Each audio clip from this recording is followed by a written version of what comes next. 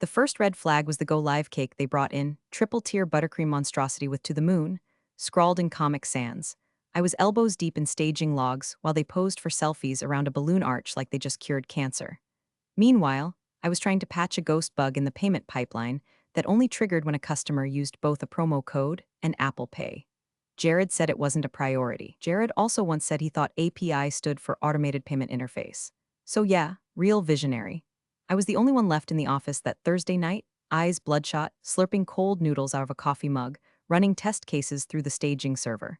We were 3 days from launch, and the damn thing kept bypassing funds capture under one obscure condition. I dropped in a temporary patch to trace the failure point, just a single uncommented line, capture funds, / reinstate before production. A bright, blinking note to myself, a breadcrumb with a warning label. They never read warnings. And speaking of warnings, before I get too deep into this war story, quick shout out to the 97% of you listening without subscribing. I get it, commitment is hard, but hitting that follow button is like commenting your code. It helps everyone stay sane. Thanks for fueling the madness. Anyway, I was their payments girl. That's what Jared used to call me in meetings. Our payments girl will handle that, he'd say, like I wasn't the one who built the transaction pipeline from scratch after their Stripe integration failed spectacularly last year. I carried the system through that fiasco, duct taping APIs with coffee-fueled tenacity and sheer spite. Never once asked for credit. Just quietly deployed, debugged, and documented everything like the responsible little cog they expected me to be. Except lately, the cracks were showing. The new intern, Braxton, yes, really, once asked me what a Boolean was. He was hired because he had energy and understood Gen Z. He also couldn't explain the difference between staging and production, but Jared kept looping him into meetings while leaving me off the invites. Said my feedback was too granular. I started keeping a change log of my own. Not the one in the repo, the real one. Timestamps, diffs, everything I touched. I knew my days were numbered when Jared scheduled a process simplification review without including anyone from engineering. That's like planning a moon landing and forgetting to invite the astronaut, so I worked, quietly, furiously, with one foot already out the door in my mind. I didn't plan revenge. I didn't set traps. I just did my job. And when the final sprint hit, I was in the trenches, cleaning edge cases and flagging logic loops while the rest of the team played foosball and took selfies with a cardboard cutout of the product mascot. There's a special kind of exhaustion that comes from watching clowns rehearse for a parade you built the floats for. My last build, V.3.14.7, was my cleanest yet. Final integration test passed. Logs clean. One single toggle left uncommented for sandbox purposes, as a temporary measure until I could validate Apple Pay's shenanigans. 1. Line. I left it live in staging with a giant note in both the code and the documentation. Reinstate capture funds, for prod, all caps, bold font, color-coded. Even a Slack ping scheduled for Monday morning to double confirm. Friday I came in early. Jared was already there, sipping one of those smug oat milk cortados and scrolling Slack like he ran the stock exchange. He didn't look up when I entered. Just waved a hand and said, "Hey, can you hop into the war room later? Need a quick sync." What I got instead was a surprise HR meeting. Restructuring, team synergy. No further action required on your part. The buzzwords stacked like IKEA furniture. No eye contact. Just a forced smile from Lacey in HR and a printed exit checklist with my name misspelled. They locked me out of the system before I could even reach my laptop. I didn't cry. I didn't scream. I walked out, chin high, past a Slack message still in red from Braxton. "Hey, quick cue. What does sandbox flag equals true to again?" 3 days before launch. Payments pipeline still in test mode. Nobody watching the repo. Jared's golden boy in charge. I didn't plan revenge, but sometimes revenge plans itself. It happened at 4:47 p.m. on a Friday. The kind of time slot you reserve for breakups, dental surgeries, and corporate backstabbing. Lacey from HR hovered outside my cubicle like a ghost with a clipboard, eyes darting like she was trying to avoid catching my soul. "Quick sync with leadership," she mumbled. I followed her down the hallway, past Jared's glass-walled ego chamber where he was fake laughing into a phone, legs kicked up like he was pitching crypto to a yacht club. The meeting was in conference room C, the one with the flickering light and the smell of reheated tuna. Lacey shut the door behind us and Jared didn't even stand. Just tapped his iPad, didn't meet my eyes, and launched into the speech like he'd practiced it on a mirror. "We're making agile realignments," he said, like that meant anything. "Moving toward a more scalable org structure. Your skill set's been foundational, but we're pivoting to a leaner model. Foundational, like the concrete they walk on before deciding it's too gray." I looked at the folder they slid across the table. Severance? None. Cobra details? Maybe. Access to my machine? Gone. Effective immediately, Jared added, still not looking at me. No need to wrap up. We've got it covered. I asked, very calmly, very clearly, if I could push one final patch to prod. "One patch. It's minor, just cleanup," I said. "Staging stable, but there's a toggle we're good," he cut in. Braxton's already looped in. Braxton, the intern, the human vape pen, the guy who once asked me if SQL was like Excel but spicier. They escorted me back to my desk like I was a threat.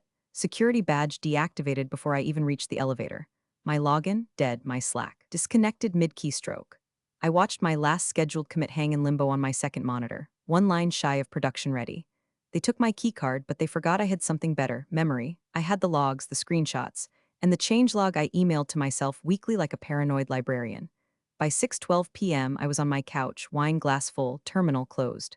I didn't rage. I didn't tweet. I just opened the private repo backup I kept on an encrypted drive and scanned the last few entries. Build 3.14.7. Final commit message, fixes Apple Pay loop edge case.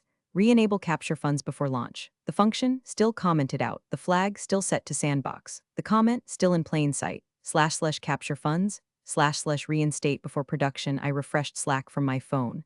My access was gone. But my alt account, yes, I had one, still worked just fine. And that's when I saw it. 7:03 p.m. Braxton in the main hash engineering channel. Hey y'all, what sandbox flag equals true doing in prod? 3 laughing emojis, then silence. Then a private message accidentally posted publicly from Jared. Shut that down before finance sees it, too late. I stared at my screen, heartbeat steady. It wasn't vengeance. It wasn't even satisfaction. It was inevitability. You don't fire your fire marshal and expect the building not to burn. There was no farewell Slack thread. No we'll miss you card with a Starbucks gift card tucked inside. Just the quiet humiliation of walking past people pretending not to notice, the silence of colleagues too stunned or too cowardly to speak. Jared didn't even nod. Braxton gave me a pity wave like I was a substitute teacher getting fired mid-semester. I left my mug behind. It said talk is cheap. Code is proof. That felt appropriate. The air outside felt too fresh, too clean, like the world didn't know the chaos that was coming. I didn't go home right away. I drove, aimless, windows down, music loud, that strange hollow euphoria hitting just beneath the ribs. It's not joy, it's release. Like when your foot finally stops cramping after a week-long marathon. You don't celebrate, you just breathe. By the time I pulled into my apartment lot, dusk had settled over everything like a shrug. My cat greeted me at the door with his usual indifference. I fed him, kicked off my shoes, and opened my laptop. Encrypted volume, local backup. Repo snapshot dated 2 days ago. I scrolled. There it was, staring at me like an old lover who knew all my secrets. / capture funds, / reinstate before production still commented. Still live. And just below it, the line Jared's golden boy had copy-pasted without reading. Sandbox flag equals true. I sat back, fingers hovering over the keys. Every instinct I had screamed to message someone. File a quiet bug, leave a breadcrumb, save the ship before it sunk. But I didn't, because they made it clear I wasn't welcome on that ship. I closed the repo. I didn't delete it. I just closed it, like putting a loaded gun back in the drawer. I spent the weekend like a civilian. Took walks, baked banana bread, listened to a podcast about cult leaders and started mentally replacing Charles Manson with Jared. It fit weirdly well, but I wasn't at peace. Not really. Something about unfinished code claws at your brain like a door left slightly ajar. You don't know what's behind it, but you can't rest until it's shut. So I did the next best thing. I set up inbox filters, Gmail, work address, personal address, burner address. Keywords, urgent Patricia launch payment issue system error payment gateway help WTF is sandbox flag inbox set to thread automatically. Notifications on mute. Alerts only for high priority. Then I closed the lid and sat in the dark for a long time, listening to the soft hum of my fridge and the small, slow unraveling of a storm they never saw coming. Crossing a line isn't always dramatic. Sometimes it's a quiet, invisible shift when you go from being the solution to letting the problem find itself.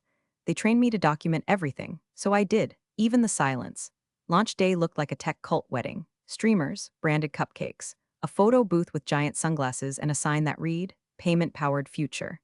Jared made a speech in front of the office espresso machine, holding a glass of Veuve like he was accepting a Nobel Prize for most LinkedIn likes. He did it, he beamed, shirt too tight across the gut, eyes already drunk on the smell of press coverage. To the moon, everyone clapped, someone played Beyoncé. The interns did TikToks. The CEO posted a blurry selfie with the dev team captioned, "Nothing but respect for my engineers." Funny, considering 2 of them had been laid off with me and the third was covering his mouth because he was laughing too hard. By 11:30 a.m., the homepage had thousands of hits. Promo code Moonshot20 was trending on Threads. Influencers were posting unboxings. Twitter was frothing with praise from tech bros calling it the Shopify killer. Jared was retweeting everything with the hunger of a feral raccoon who just discovered a Whole Foods dumpster.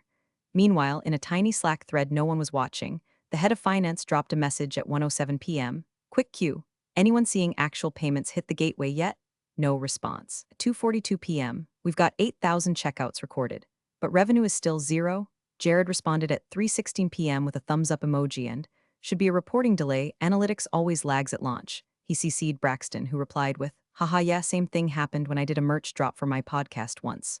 Finance went quiet after that, for a bit. Meanwhile, the party kept raging. Jared made sure the champagne kept flowing, and someone ordered poke bowls with the corporate card. A photographer roamed around capturing candid shots of people clapping at monitors like they were discovering gravity. But the cracks were starting to show. Customer support tickets began trickling in. Order confirmation received, but no charge on my card. Got a receipt, but nothing in my bank statement. Is this a scam? The usual noise during a high-volume launch, but louder. More frequent, at 5:38 p.m., a B-list influencer named Jilly Fit posted on Instagram, OMG, I bought the new product and it's everything. Thanks at company name, it got 24K likes in under an hour. Support checked her order. No payment, no transaction ID, no shipping trigger. Just a ghost order floating in the system like a drunk guest who snuck into the wrong wedding and left with a gift bag. Back in the office, DJ hired for the launch was spinning lo-fi remixes of corporate buzzwords. Jared was on a beanbag chair explaining CAC to LTV ratios to a VC intern who looked like he'd sell you a crypto rug pull and call it a vision board. And in finance, the silence was ice cold. Another internal ping, Jared, need a 50-min sync gateway connection, some data gaps. He replied, Loop in Braxton. I'm heading to the rooftop for a LinkedIn Live. The party went on, toasts clinked. Selfies snapped. Hash launch vibes trended locally. The espresso machine died from overuse and was replaced with cold brew kegs. But in the shadows of all that confetti and clickbait, something rotten was growing. You can only drink so much champagne before someone sobers up and starts asking, where the hell is the money? That moment was coming, and fast. It was around 8:22 p.m. on Sunday when the first real crack split the party glass. The office was mostly dark, launch week hangovers, silence broken only by Slack notifications, and the distant hum of a vending machine chewing on itself. Most of the team was off posting weekend wrap-ups like they'd just come back from a NASA mission. But deep in the finance war room, Marlene, head of numbers, queen of where the hell is the cash, was quietly panicking. She refreshed the dashboard for the 12th time. Revenue, $0.00, another refresh. Still zero. Pulls a manual dump from the payment vendor's API. Nothing, no transactions, not one, not a misfire, not a decline, just nothing. She opened a new email. Subject line, need immediate clarity, urgent body. Jared, I've checked logs, exports, and vendor dashboards. We have 0 recorded payment captures since launch. That is not a reporting lag, that is a functional failure. Marlene Jared saw it at 8:41 p.m. He didn't reply. Instead, he sent Braxton a Slack DM. Yo, can you double-check prod pipeline repayments? Might just be analytics delayed. Braxton replied at 9:03 p.m. with yeah, for sure. Do I still use the same creds you left in Notion? Jared, yes. And make sure we're pulling from the latest build Patricia left. It was stable. Braxton, on it. IT got pulled in around 9:30. Quietly, no fire alarms yet. Just a message marked magnifying glass tilted left investigation in a private channel. Potential mismatch between transaction logging and gateway capture. Pulling deploy logs for weekend push. The logs didn't lie. Last push to prod had Patricia's name on it, deployed via Jared's credentials, timestamped after her termination. They traced the diff. Matched her final staging commit, clean, functional, but still had one key line commented out, function capture funds, and one line still active, sandbox flag equals true, code that passed testing. Code that ran beautifully. Code that also made sure nothing got charged. Braxton piped up in the thread, wait. This looks like a test build. Was this supposed to go to prod? IT. Looks like it was pushed directly from staging after Patricia's access was revoked. Pause. Then Marlene again, this time in all-company finance channel. This isn't a dashboard delay. It's a total payment failure. Someone in IT tried to soften it. We're still investigating. It could be a missing trigger. But then a quiet ping from Raj in QA, who had been silent for hours. Why is Patricia still the last verified committer before launch? Jared replied 2 minutes later with, that must be a mistake. I handled the prod merge myself. Raj, not what gets showing. Then he dropped a screenshot. Last successful commit. Author, P. Torres message. Fix Apple Pay loop reinstate capture funds. Before launch timestamp 2 days before firing deploy hash. Used for production push the air in the thread thickened like wet drywall. No one replied for 20 full minutes.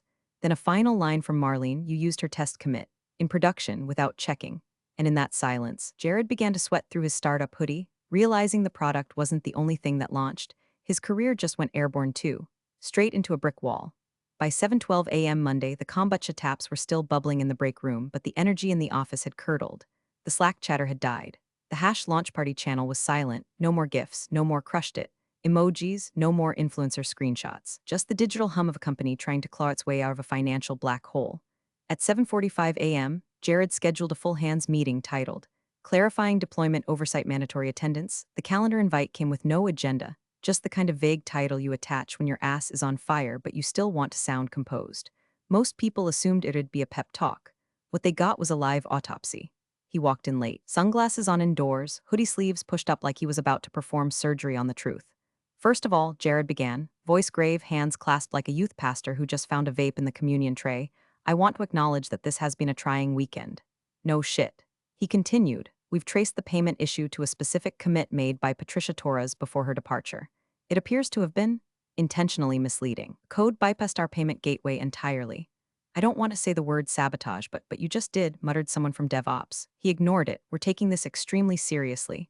Legal is involved. We're documenting everything. That last part was true because legal was involved, and they were already documenting everything, including the glaring hole in Jared's story. See, the security logs had timestamps, immutable ones, and they clearly showed Patricia's access was revoked at 5:11 p.m. on Friday.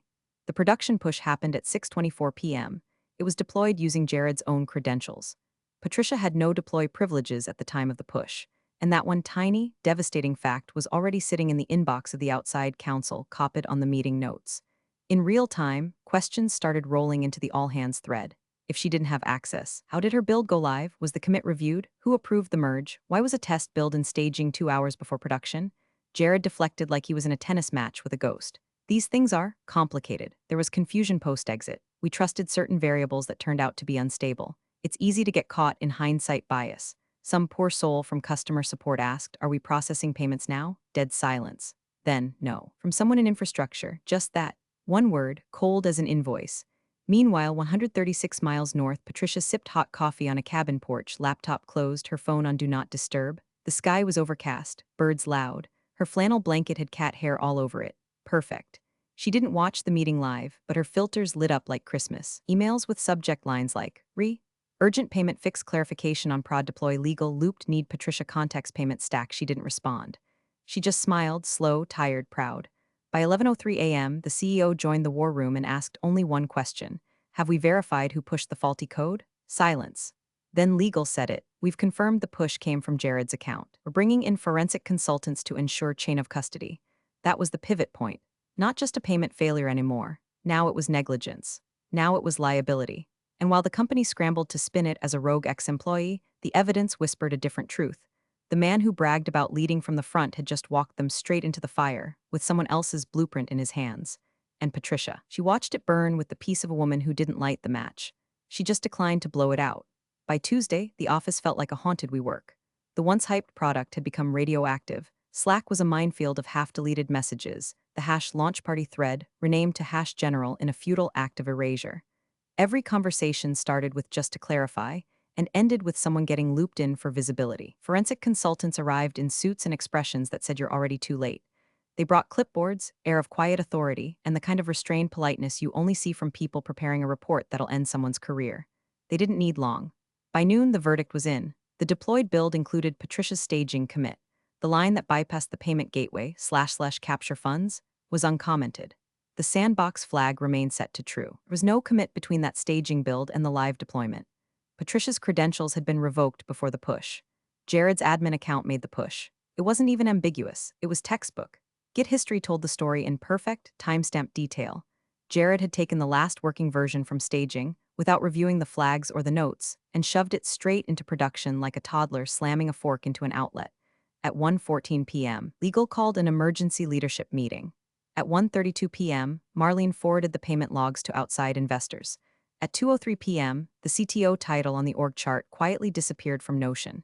And at 2:48 p.m., someone in marketing tried to delete the To the Moon campaign folder from Google Drive but forgot to clear the trash bin.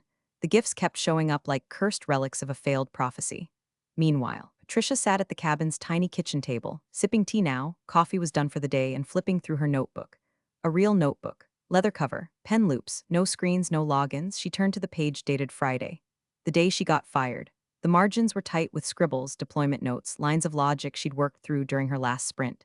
But dead center on the page was a sentence, underlined twice. Funny how one character can stop the money. She smiled at that. Not because she'd planned it, she hadn't. Not because she wanted them to fail, she hadn't wanted anything at all by the end. She'd just been tired. Tired of being ignored. Tired of getting talked over in meetings by someone who still said front end like it was a buzzword. Tired of Jared taking credit for builds he never read and features he couldn't spell. And so, when they fired her mid-debug, and they yanked her badge before she could re-enable a single line, she hadn't fought it.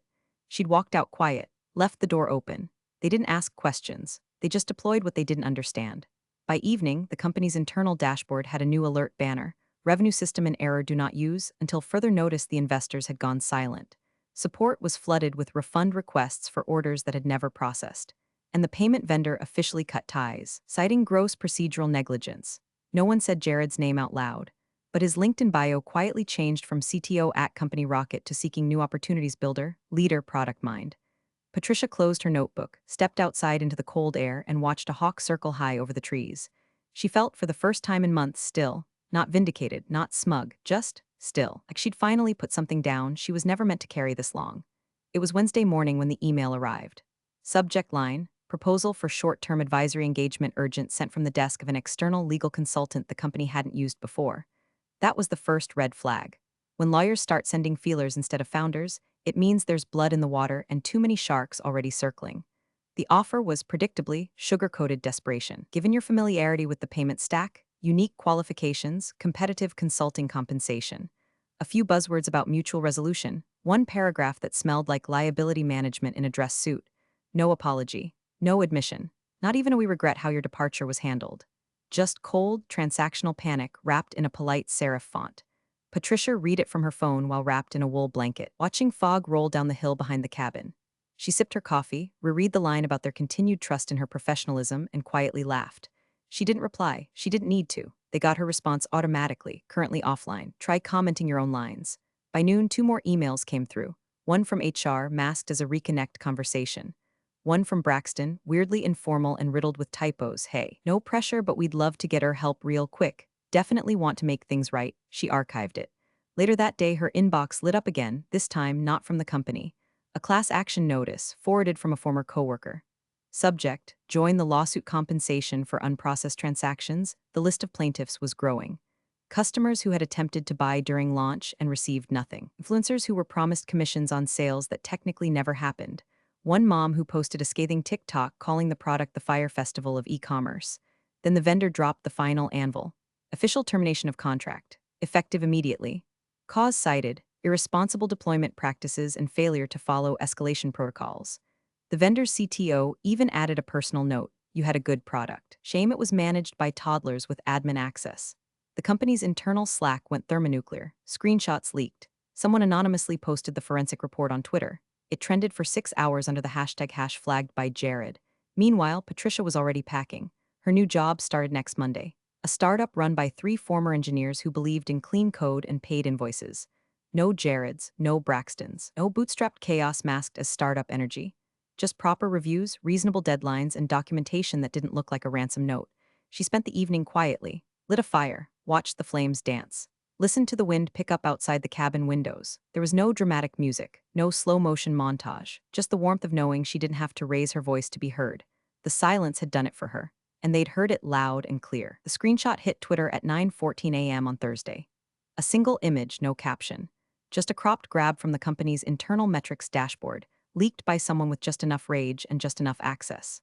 Revenue, day 1, $0.00 revenue, day 2. $0.00 revenue, day 3, $0.00 below that. In smaller font, transactions recorded, 12,402 payments captured, 0 no need for commentary, no spin, just silence. The kind that wraps itself around your throat. The post went viral in under an hour. Screenshots hit LinkedIn. Tech Twitter piled on. The startup ecosystem smelled failure like wolves scenting a wounded buck. Think pieces sprouted like weeds. When culture outpaces competence, the real cost of firing quiet engineers, sandbox flags, and startup fragility.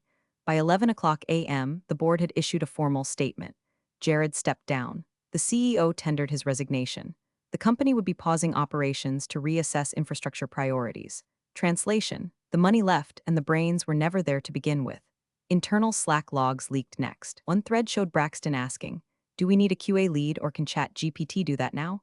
Another, "Does sandbox mean beta?" They weren't embarrassing anymore. They were extinct. Support channels auto-responded with service unavailable errors. Customer refunds were processed manually by a third-party firm. Class action firms swarmed like mosquitoes.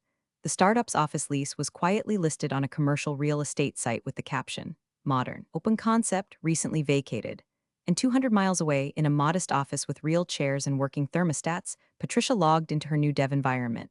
No fanfare, no "you saved us" speeches. Just a clean repo, a properly labeled onboarding doc, and a calendar invite titled "Welcome, Patricia." The desk was hers. The coffee was hot. The CTO actually knew what a merge conflict was. Sunlight poured in through the window, hitting her face just as she typed her first commit. Message: initialize payment service, confirm NVAR set correctly. She paused a second, smiled to herself, then opened her notebook, the same one she carried out of the ashes.